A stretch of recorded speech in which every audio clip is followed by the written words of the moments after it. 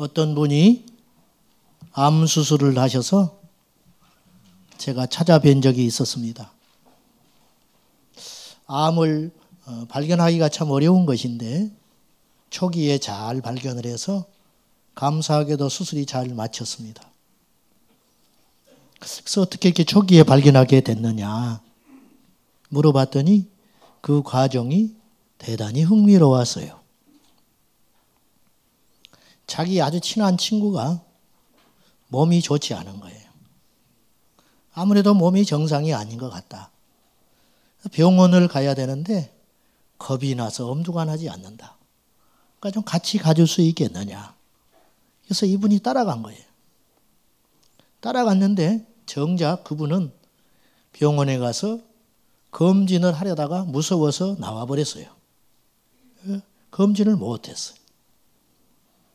근데 집으로 돌아왔는데 이분이 밤새껏 어떤 생각이 드냐면 나는 건강한가? 이상하게 한 번도 그런 생각을 안 해봤는데 그런 생각을 지울 수가 없게 된 거예요. 그래서 그 다음날 일찍이 병원에 가서 자기 몸을 진단하게 된 거예요. 그랬더니 뜻밖의 암이 발견이 됐어요. 그래서 이번 수술을 잘 마치게 됐습니다. 그 친구는 6개월 후에 죽었습니다. 제가 서두에 이런 말씀을 드리는 이유는 우리가 이 시간 예배하는 모습이 꼭 그럴 수 있겠다. 그 생각을 했습니다. 어떤 사람에게는 이 한 번의 예배가 인생을 뒤바꾸는 기적의 사건이 되기도 하고 어떤 사람에게는 많은 예배 중에 하나 의미 없는 시간이 될 수도 있습니다. 아십니까? 모든 인생은 암 환자입니다. 영적으로 모두 암 걸렸어요. 그래서 죽는 거예요.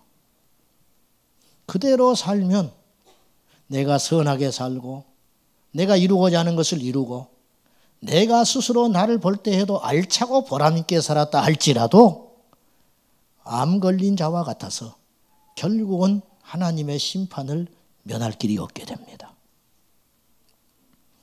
지난 시간에 우리가 하나님을 만나자. 하나님을 만나자. 수십 년을 성전의 문만 밟고 왔다 갔다 하지만 하나님을 못 만날 수 있다. 하나님을 만나는 것이야말로 우리 인생에서 가장 미루지 말아야 할 중요한 일이다. 그렇게 나눴습니다. 오늘 더 나가서 한 가지 더 주목해 보자는 거예요. 우리는 왜 하나님을 만난 것 같은데 또 내 주변에 있는 사람들이 당신은 기독교인이다. 그렇게 불러주는데 왜 나는 아무런 일이 안 일어나는가? 정작 왜 이게 답답할까? 내가 나를 봐도 이건 아니다. 그런 걸 많이 느끼고 살아갑니다. 그거는 잘못된 고민이 아니에요. 우리에게 빠진 것이 있어요. 우리에게는 불이 필요합니다. 불.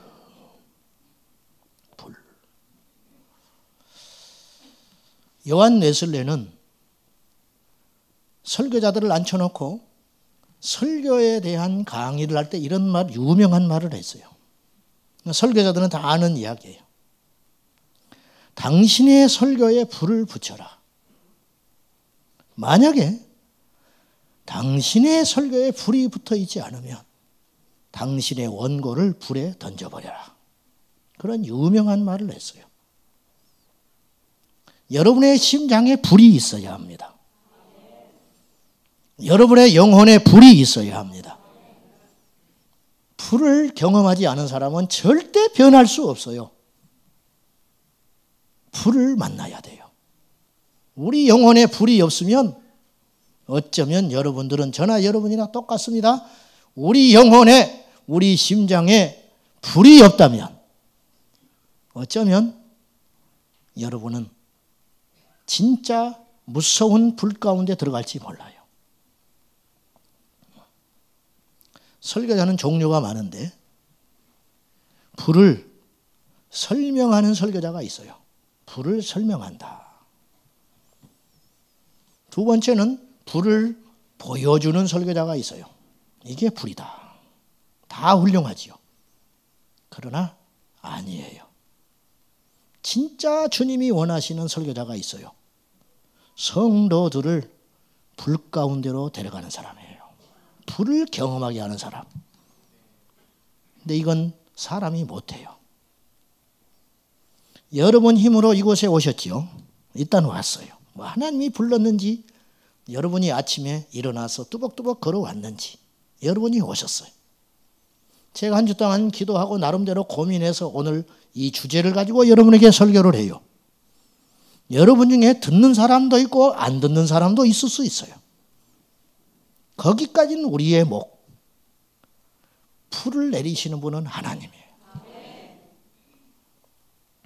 설교를 들을 수 있고 설교를 할 수 있지만 그 사람을 깨뜨리는 일은 하나님이 하시는 일이에요. 하나님이 하시는 일. 불을 받으십시오. 오늘 우리에게 불이 필요합니다. 불. 오늘 우리 예배 가운데 불이 없다면, 오늘 예배하는 저와 여러분 가운데 불이 없다면 그것은 오늘 이 모임은 인간적인 모임 그 이상도 이하도 되지 않을 것입니다.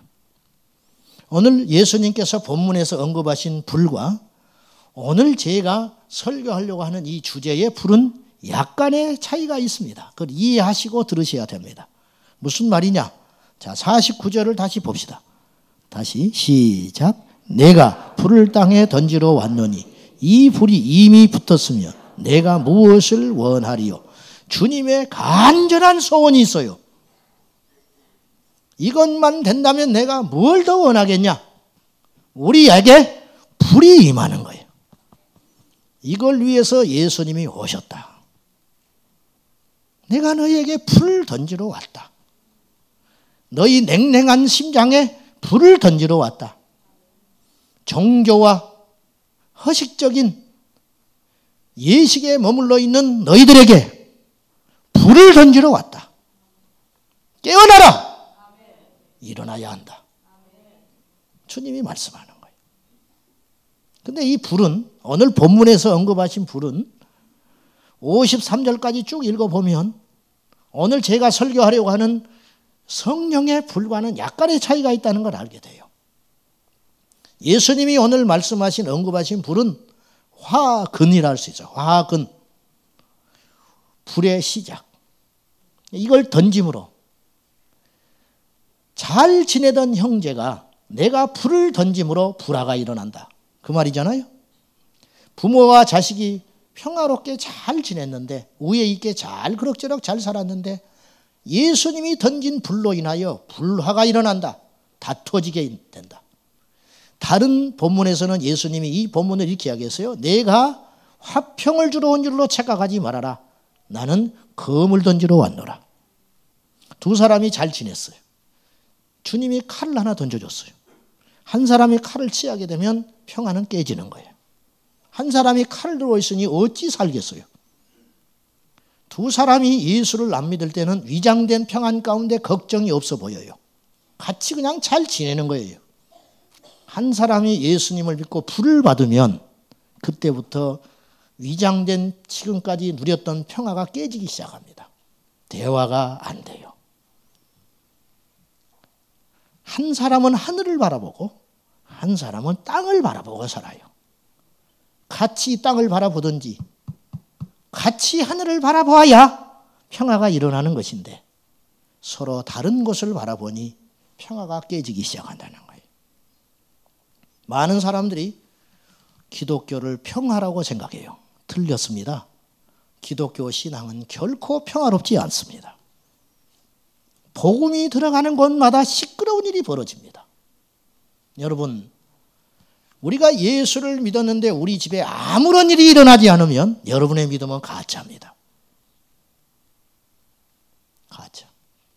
둘 중에 하나가 반드시 일어나야 되는데 진짜 평화가 일어나든지 아니면 시끄러운 일이 벌어져야 되는 거예요. 여러분이 말씀을 들으면 반드시 둘 중에 하나가 일어나야 돼요. 회개를 하든지 화가 나든지. 아무런 일이 일어나지 않으면 그 말씀은 생명이 없는 것입니다. 생명이 없는 것입니다. 불이 없는 예배, 불이 없는 찬양, 불이 없는 기도, 불이 없는 전도, 불이 없는 교제, 불이 없는 주님의 일, 아무런 의미가 없어요. 주님 앞에는 아무런 의미가 없어요. 하나님을 알되 불이 없었던 사람들이 성경에는 종종 등장해요. 밤중에 예수님을 찾아왔던 니고데모가 그런 사람이에요. 여러분 누차 이야기하지만 니고데모와 같은 바리새인들이 오늘 우리 교회에 와서 예배하는 우리를 본다면 우리는 완전히 가짜입니다. 우리 나름대로 열심히 하나님을 섬기는 것 같잖아요. 그들이 믿었던 하나님을 믿는 자세와 우리는 비교할 수가 없을 정도로 우리는 사실은 따라갈 수가 없어요. 종교적 열심으로 따지면. 그랬던 니고데모도 불이 없었어요.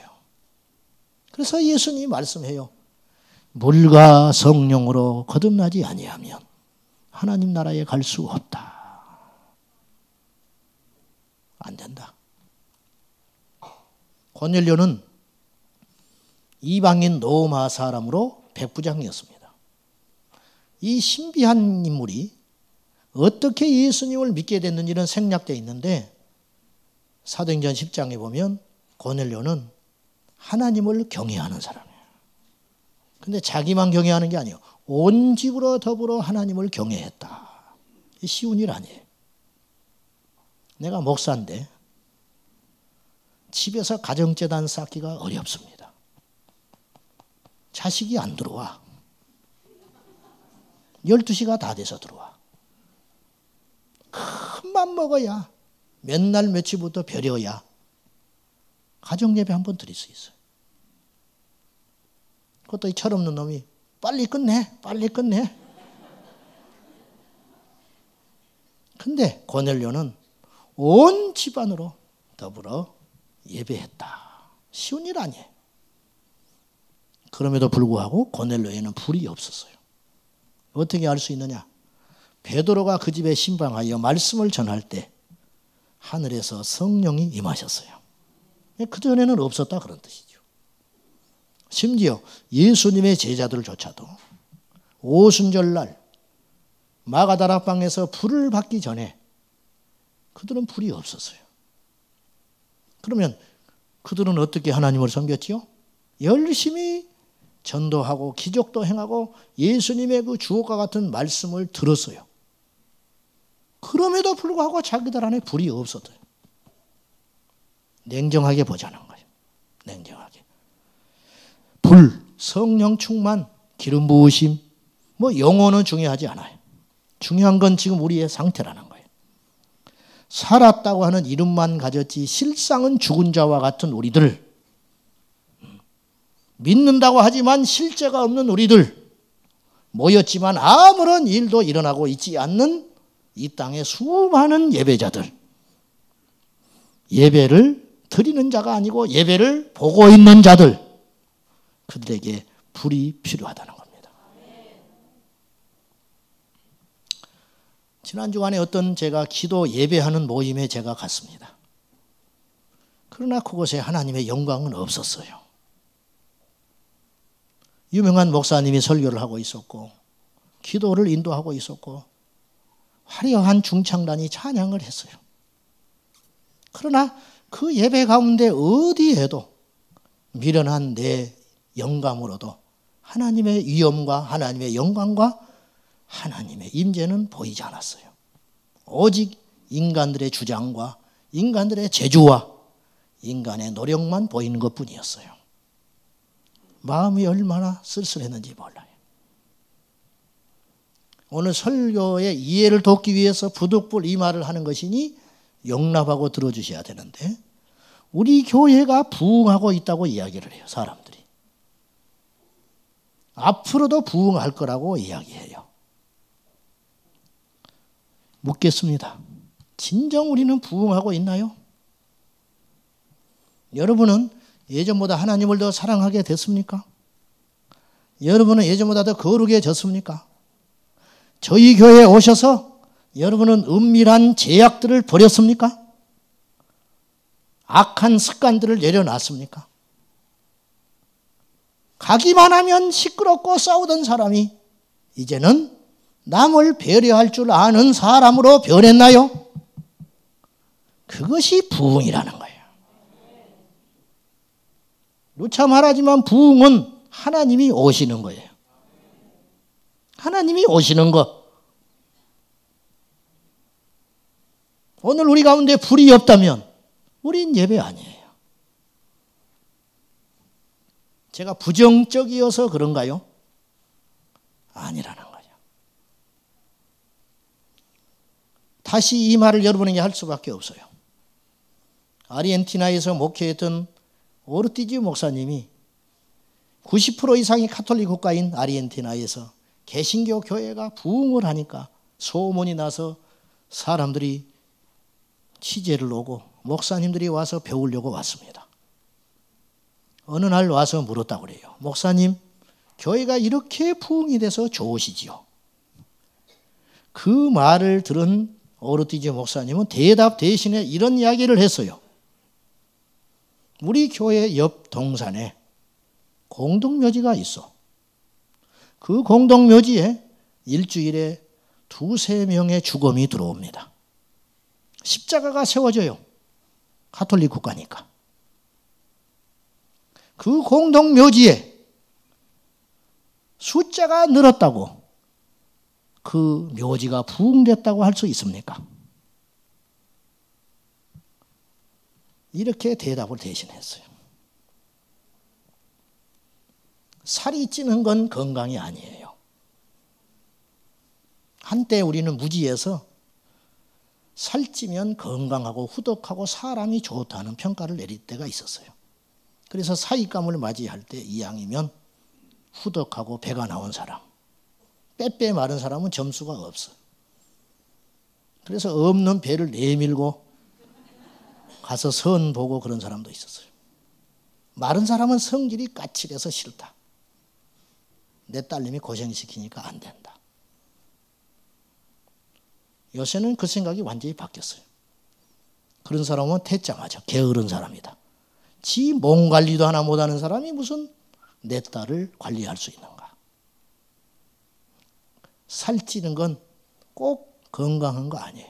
어떤 사람은 몸이 늘어나는 게 건강한 것일 수도 있지만 대부분의 경우 살찌는 건 건강의 적신호라. 영적으로도 마찬가지. 숫자가 늘어나는 이 함정 속에 담겨 있는 영적인 심각성. 진짜 우리에게 불이 있는가?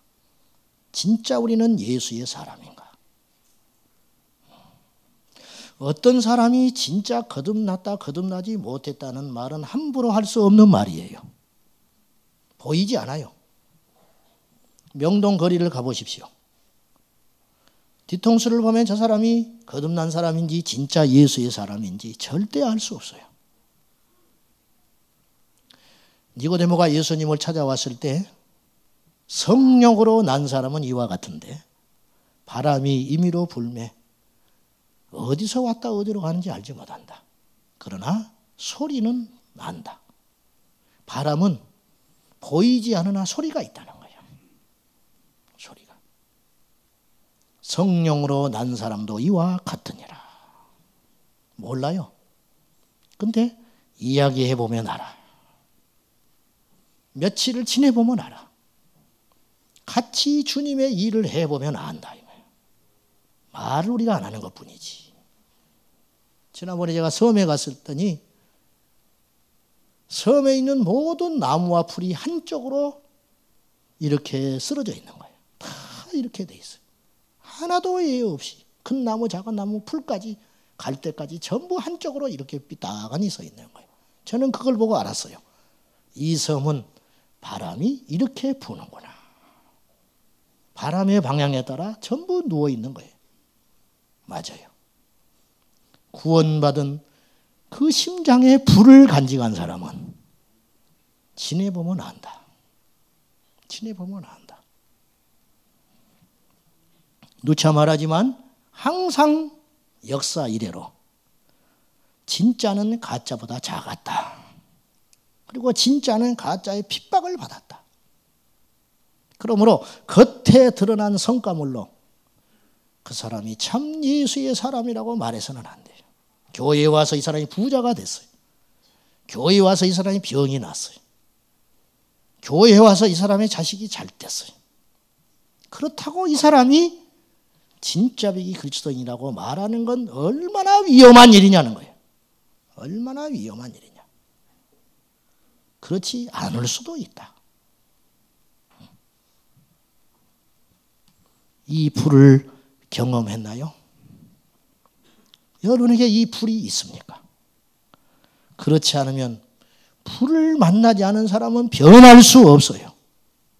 불을 경험하지 않는 신자는 항상 그 자리에서 머물다가 믿음으로만 가나안 땅을 받지 들어가지 못하고 죽어버린 이스라엘 백성들처럼 불을 경험하지 못한 사람은 그 속에 진정한 예수 그리스도의 영이 없습니다. 나무를 보면 겉에 드러난 부분이 있고 감추어진 부분이 있어요.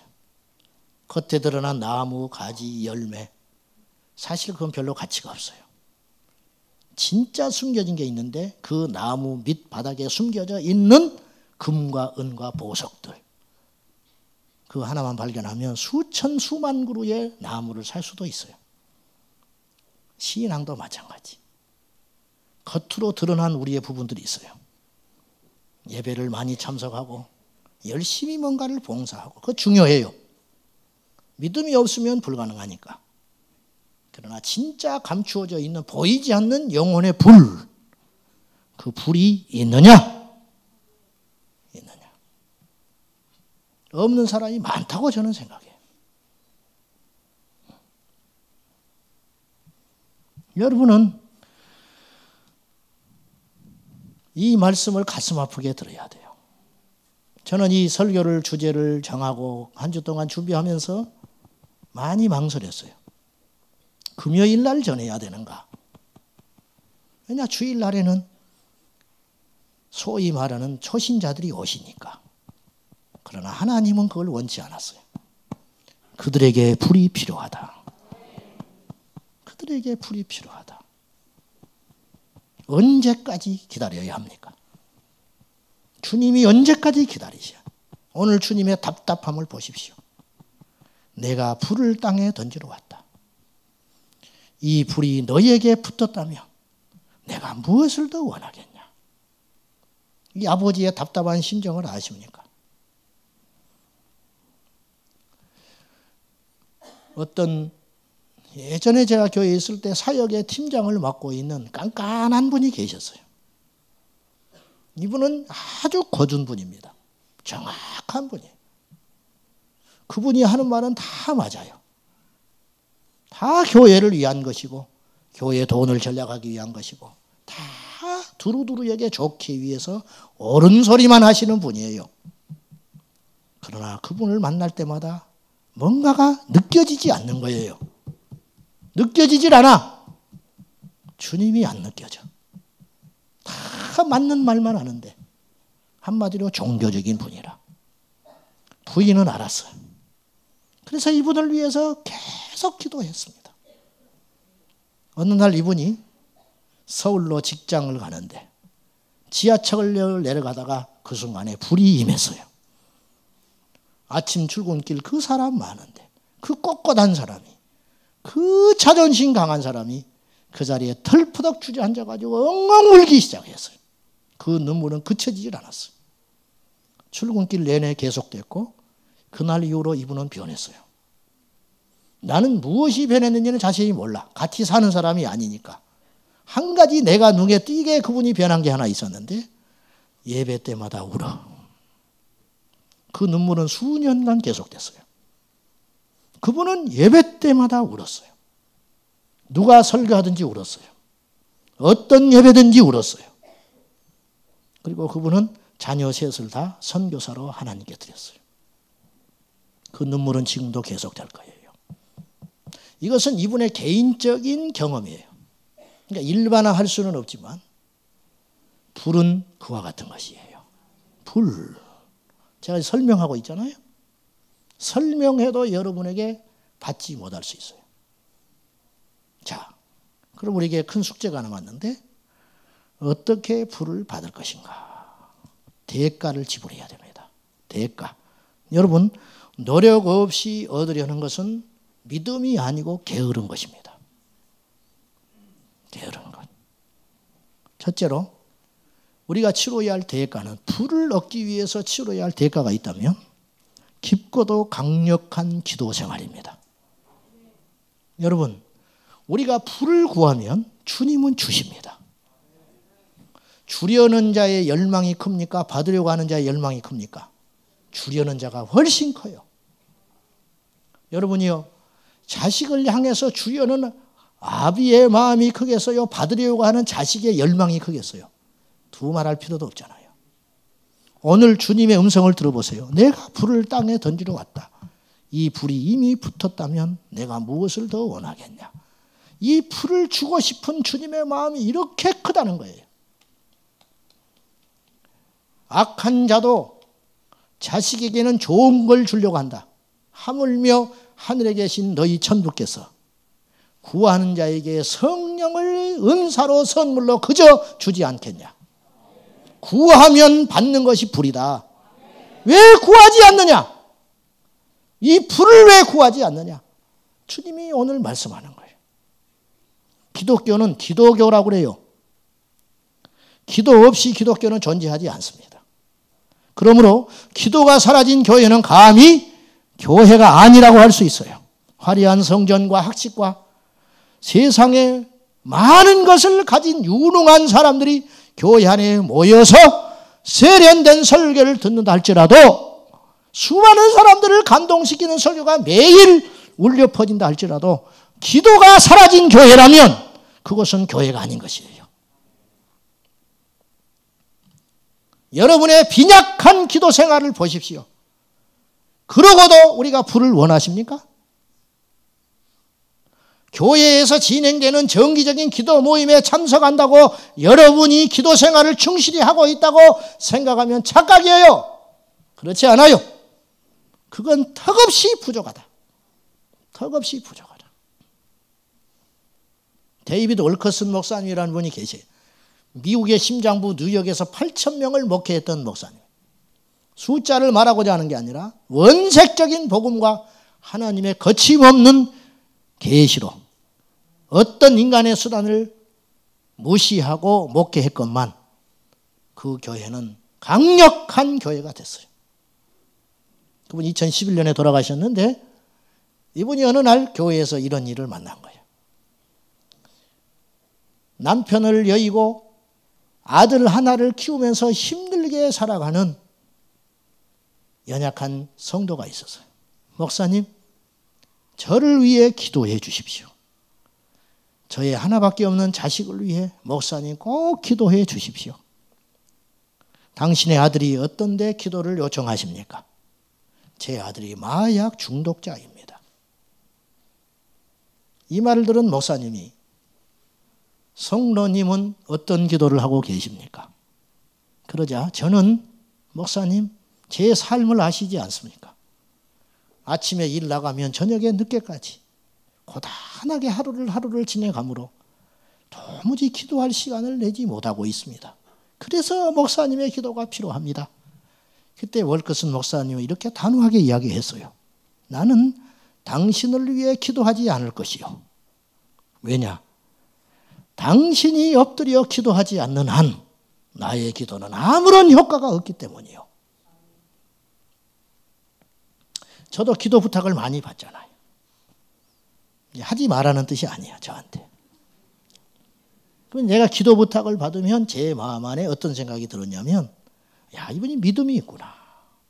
기도 부탁하는 것도 믿음이거든요. 그렇게 생각해 왔어요. 그러나 그거는 아니라는 걸 깨닫게 됐어요.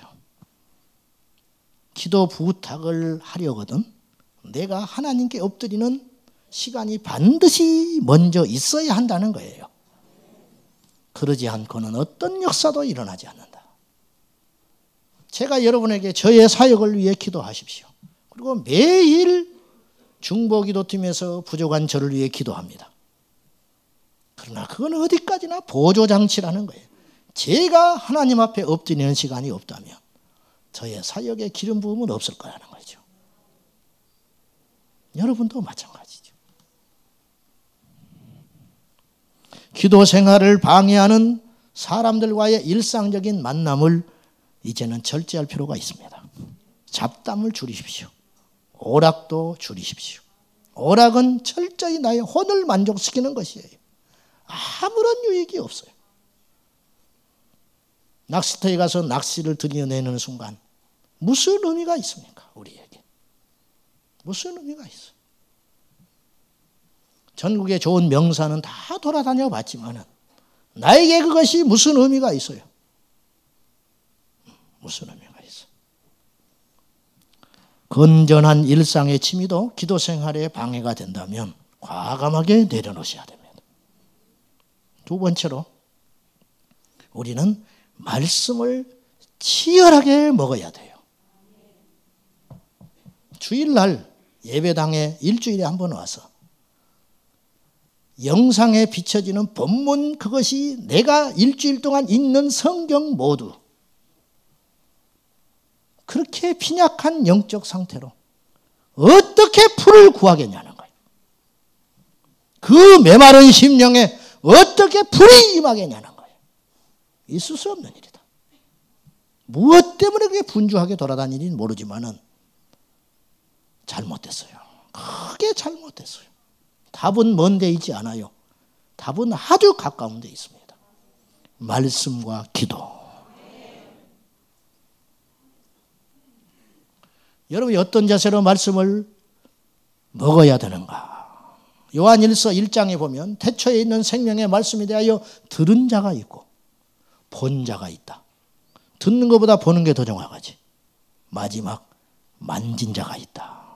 먹어야 된다. 먹는 건 만지는 거예요. 설명이 필요 없어요. 이해가 되지 않아도 상관없어요. 먹으면 내가 살게 되는 거죠. 먹으면 힘이 나는 거예요. 이게 말씀의 원리라는 걸 왜 모르십니까? 루마니아의 산순교자였던 18년을 옥살이를 했으니까 산순교자죠. 리차드 윈브런트 목사님. 18년 옥살이를 했는데 예수 그리스도를 증거하다가 제가 생각해 봤어요. 18년 옥살이? 내가 개척한 지 12년 됐는데 12년 동안 많고 많은 일이 있었어요. 수없는 일이 있었어요.